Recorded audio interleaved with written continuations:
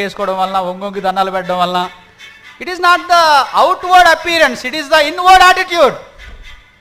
ఇది పైకి చూపించేది కాదు, పైకి కనిపించేది కాదు. లోపల నీ స్వభావం, నీ వైఖరి, నీ ఆలోచన, నీ తలంపులు, నిన్ను గురించి దేవుని ఎదుట నీ నిజమైన వాస్తవికమైన స్థితి.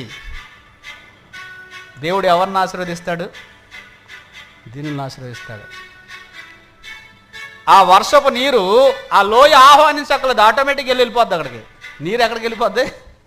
ఇట్ విల్ గో స్ట్రైట్ అవే. కారణం ఏంటి?